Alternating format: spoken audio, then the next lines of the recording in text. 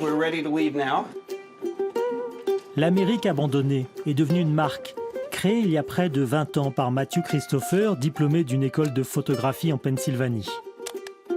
Aujourd'hui, c'est depuis son domicile de Philadelphie qu'il part pour 4 jours d'exploration urbaine. Peint ou photographié, il a toujours été fasciné par la représentation des ruines. Abandoned America started basically when I was working in the mental health system, and I got really interested in the history of the state hospital system, the asylums, and the fact that so many of them were closing and they had this really interesting history behind them, but it didn't seem like very much was being done to document the actual buildings, and a lot of them were being left to rot and were being torn down. Then I started going to other state hospitals, and then it just became schools and power plants and factories and prisons and any other type of building that I could gain access to. Avec le temps, l'esthète est devenu un observateur avisé de la situation économique et sociale de son pays. There are a lot of abandoned locations in Pennsylvania, but I would say that many states have, particularly in the East Coast or through the Rust Belt, have abandoned buildings in them. La Rust Belt, c'est la ceinture de rouille, cette région du nord-est des USA que l'on appelait avant la Manufacturing Belt, la ceinture des usines, tombée à l'abandon ces 50 dernières années. Can you imagine how noisy this would have been? So right now we're at the former Bethlehem Steel Complex. This was one of the largest steel works in the United States. Steel was one of the backbones of Pennsylvania industry. I mean, along with coal and textile manufacturing, this was really what was the core component of the state's economy. This was a place that built skyscrapers and built battleships and quite a lot of American cities and infrastructure, really.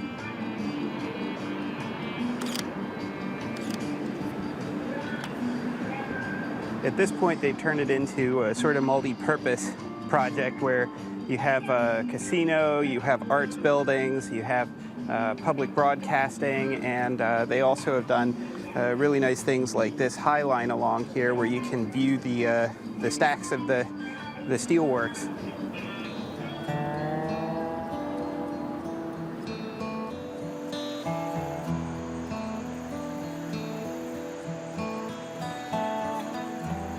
Parce qu'il préfère prendre le temps de comprendre les lieux où il va, plutôt que de courir après la photo inédite, il ne veut pas être associé au milieu des urbex, les explorateurs urbains qui entrent souvent par effraction dans les bâtiments abandonnés. À chaque étape, il a rendez-vous avec quelqu'un sur place, souvent des retraités, comme ici à Salzburg, où il vient photographier un ancien moulin à farine. Since it was closed in the 1960s, it's been really untouched. I mean, you can see the machinery is in fantastic condition. To find it intact, not destroyed, not pulled apart, those are things that are very, very rare and very special.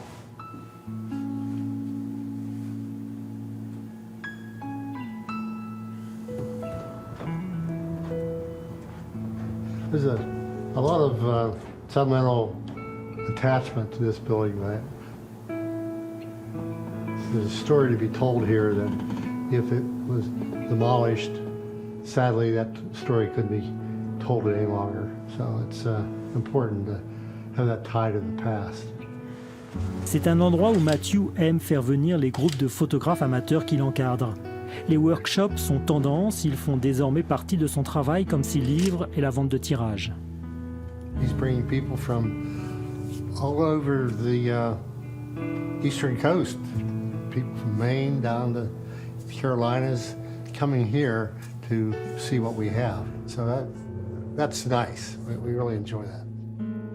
Maybe America doesn't always have the reputation for caring about its past, but I think when you start looking at it more on a town by town and an individual level, you find there actually are people that are working really hard to save it and care very much about it. Many of the places that you go, more and more, they're kind of becoming Disney-fied, you know, and people are looking for something that has that honesty to it, but then, like I said, it becomes sort of packaged, consumerized, and then you have to find something else.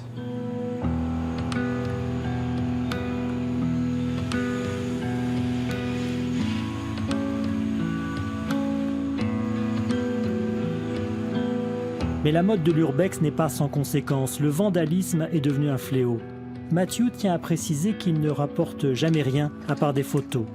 C'est un de ses amis qui a trouvé cet endroit grâce à des images satellites accessibles en ligne. Une collection privée de trolleybus et de tramways. I was very careful to keep this place secret. When I posted pictures of it, I went so far as to change the numbers on the streetcars so that people couldn't look up online sales databases of them. And you had these people called rail fans that are really into railroad cars, and they found out about this place. They started talking amongst themselves on online forums. Then urban explorers found out about it, and they started, one or two people in particular really started publicizing the place. Et il n'y a plus grand-chose à faire pour sauver la collection, sauf à laisser s'amuser les visiteurs. Certains sont des artistes, mais pas tous.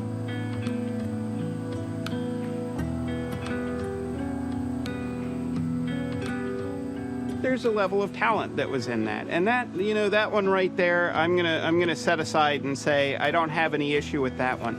But when you look at some of the other ones where people are just spray painting swastikas and penises and, you know, racist stuff or whatever, like swear words to impress their 13-year-old friends, like, that's terrible.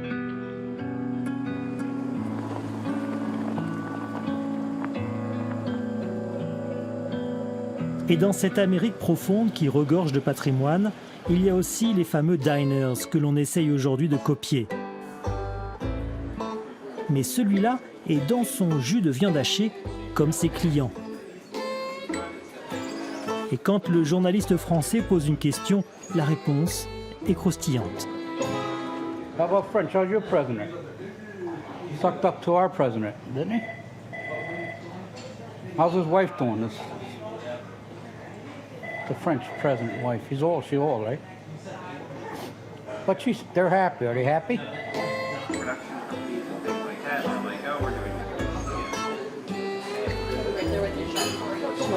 Thank you. A place like this would have been the kind of place you would have seen before that proliferation of the sort of faceless, globalized industries and restaurants and things like that. If you looked at a map of Pennsylvania, we'd be right about in the center. This was originally more of a prosperous area, and I think now it's not. It's not awful in terms of the economy, but it's not great either. So. La désindustrialisation a durement frappé les villes moyennes comme Wilkes-Barre. 86 000 habitants dans les années 30, 40 000 aujourd'hui. We're coming up to the shrine right now, so that's it right there. I think very impressive building. La ville avait ses groupes d'influence comme les Shriners, une structure proche de la franc-maçonnerie, devenue puissante au point de construire cet incroyable bâtiment aux allures de mosquée. Hey Matthew, good to meet you. Good to meet you as well. Yeah. Thank you very much for coming. Oh, you bet, you bet. It was not built to serve as a religious purpose, but the Shriners, when they formed the Shriners organization, it was based on Arabic mystique. This building is probably the most spectacular building that the Shriners have built that is in that Moorish architectural tradition. So that's why we've got to save it. On y retrouvait la bonne société locale, prospère et misogyne. In some senses, like a lot of the secret societies, like the Shriners and the Masons and everything, had a lot of their rituals and everything.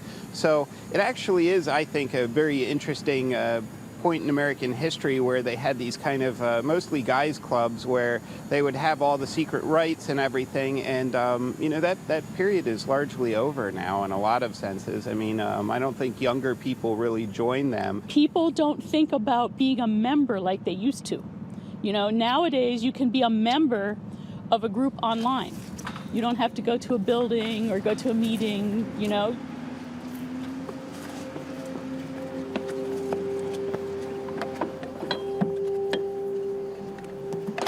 My father brought me to my very first opera in this building when I was a little girl.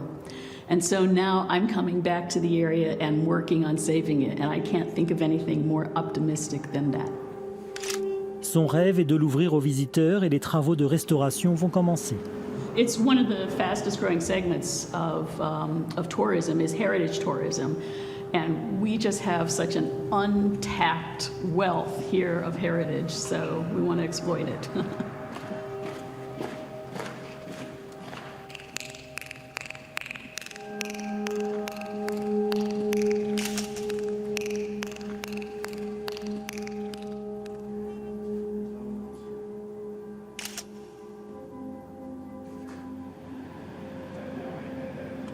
That's part of what it means to be an American, is always looking forward to the future, knowing that we have the capability in our hands to do whatever it is that we want to do, and we just got to go out and do it.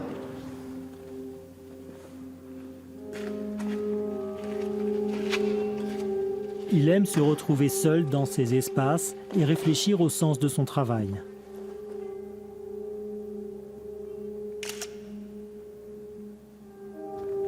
I can't entirely say that it's an anti-Instagram approach because nobody takes photos to not share them. I think part of the whole point of them is to share an experience that you're having, isn't it?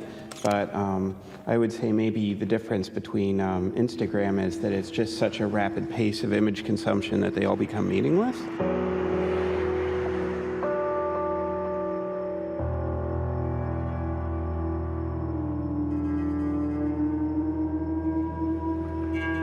La prospérité, elle s'affichait aussi dans les églises, comme ici à Chester, dans la banlieue de Philadelphie.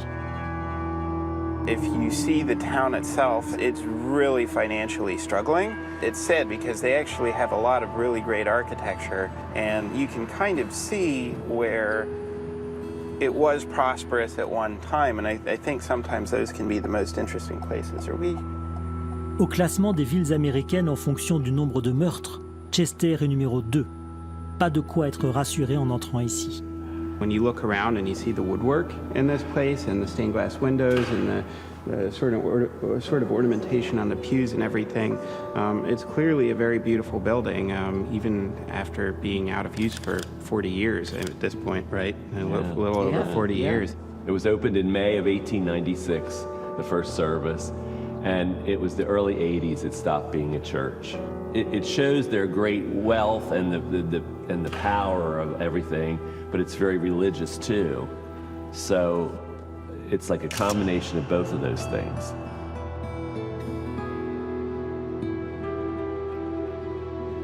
This building was going to be demolished. We had the vision to understand that this building had to be saved. So we did. We got it from the presbytery for $1. I think that the emphasis on this building is community and what we want to do to uplift this community and bring people to a place where they can enjoy life. There's so much, so much other things going on in this city particularly right now. There's a lot of crime, there's a lot of drugs, there's a lot of all kinds of things, that need to be addressed and are never really addressed. They're addressed here and there spottily, but that's one of our goals too, is to be able to have like life classes and things like that to help the population and raise them up. Un jour peut-être, les habitants de Chester reprendront le chemin de l'église, redevenu un lieu de vie pour une population, elle aussi laissée à l'abandon. En Pennsylvanie, comme ailleurs à travers le monde, les promoteurs immobiliers s'intéressent de plus en plus aux anciennes usines. À Easton, on y fabriquait des tasses.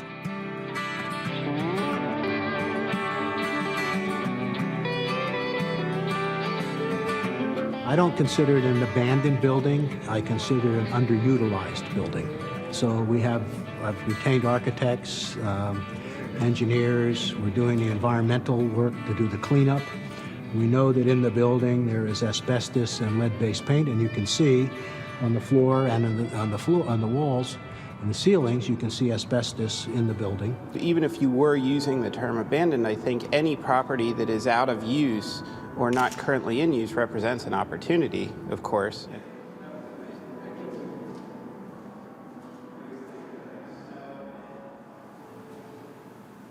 Wanted to show you this. I think it's really fun. That's email's ancestor right there. These pneumatic tubes would take messages throughout the building, and they're still pretty much fully intact. So this is where they'd come out of, and that's where you'd put your message in to go elsewhere in the building. New York ou Philadelphie sont à un peu plus d'une heure d'ici, ce qui permettra de transformer l'usine en de magnifiques lofts pour une clientèle urbaine de jeunes qui souhaitent vivre différemment de leurs parents. People like to be part of a history, and part of that history is living in an older building that had some other use that's been repurposed for the use that they're living in, residential. I think the private house is a bit boring. People that will come here, they'll live in this apartment, they'll lock their door, and they'll travel for a month. And they know that the building is not going to fall down. They know the building is safe. They know that somebody's going to maintain it. They don't have to worry about mowing grass. They don't have to worry about shoveling snow or anything else. And they're living a life that is full, but it's not wedded to their real estate. Gentrification has a lot of positive qualities. Si à proximité des grandes villes, les bobos vont remplacer les ouvriers, en Pennsylvanie, il reste quelques lieux qui ont conservé une forte identité sociale. La ville de Scranton est connue dans l'histoire pour les 6 mois de grève de 150 000 mineurs de charbon en 1902, et sur sa place centrale trône la statue de John Mitchell, un des pères du syndicalisme américain.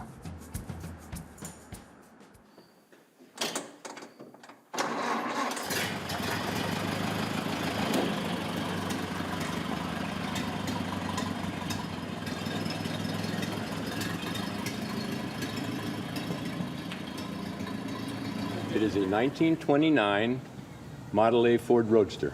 Well, I mean, 1929 is the year of the Great Depression, and certainly there are a lot of parallels today, especially the widening gap between the haves and the have-nots, the ultra-wealthy and the people that are really struggling. Dans ce quartier autrefois ouvrier, un enfant devenu célèbre est passé par là tous les jours pour aller à l'école. Joe Biden, le vice-président de Barack Obama, un des candidats démocrates à l'investiture, est né à Scranton en 1942. Biden lived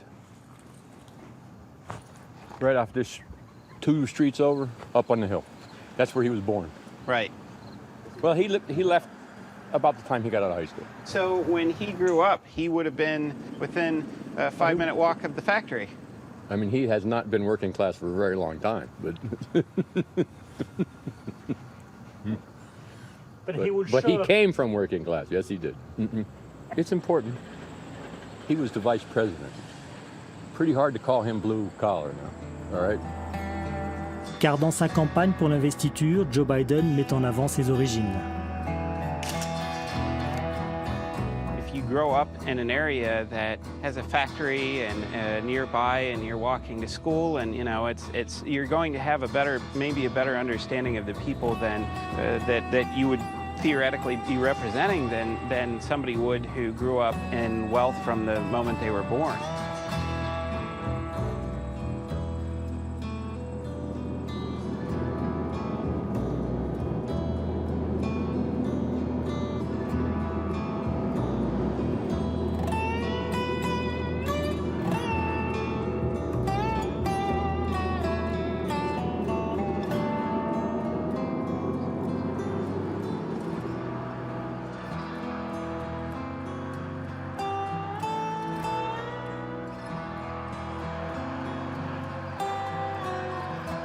I would try and get all my lines straight like that. I tend to like a kind of more of a documentary style.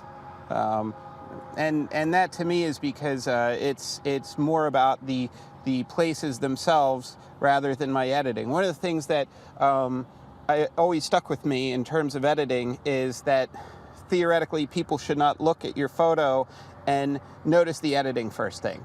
They should be looking at the picture, not what you did to it.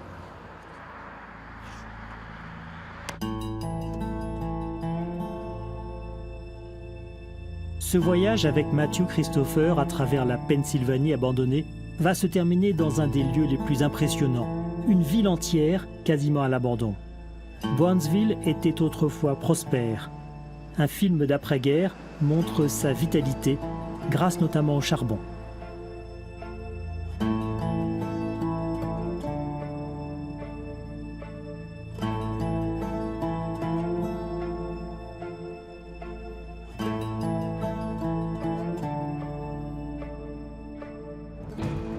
Aujourd'hui, presque tous les commerces sont fermés, sauf l'armurerie, installée dans l'ancienne synagogue.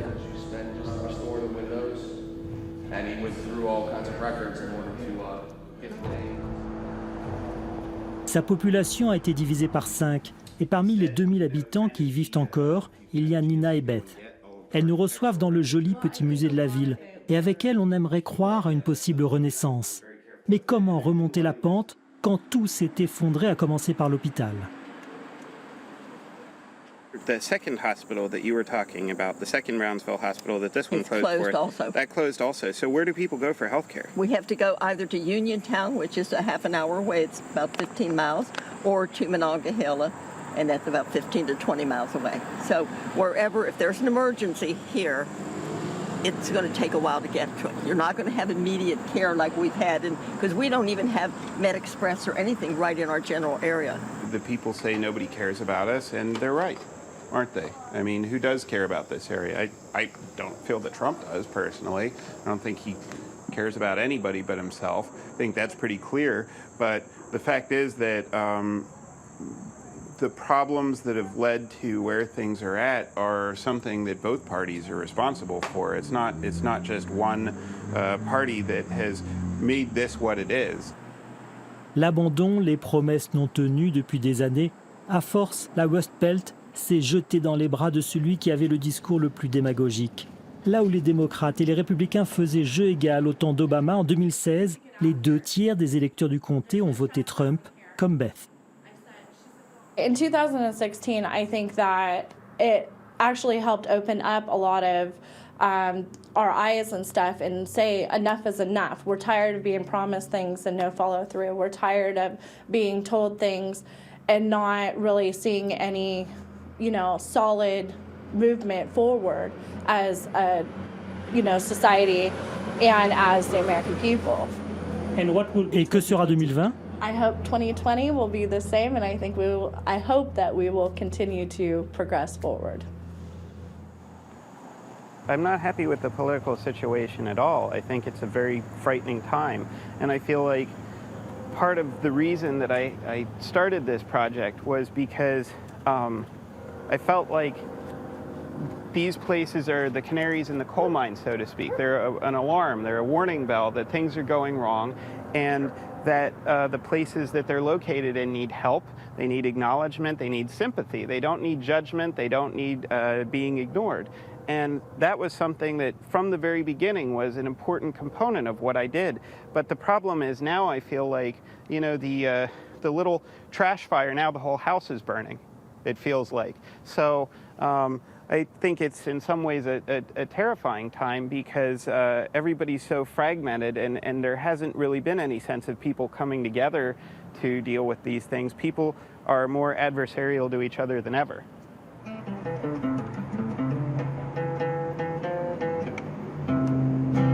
Au départ, il faisait cela juste pour l'esthétisme de ces lieux. Il s'est mué en observateur engagé des États-Unis. Car à force de photographier les endroits les plus tristes, Matthew est devenu un citoyen, un acteur de la vie politique. Et il espère que ses compatriotes se ressaisiront le 3 novembre 2020, le jour où il faudra élire le président.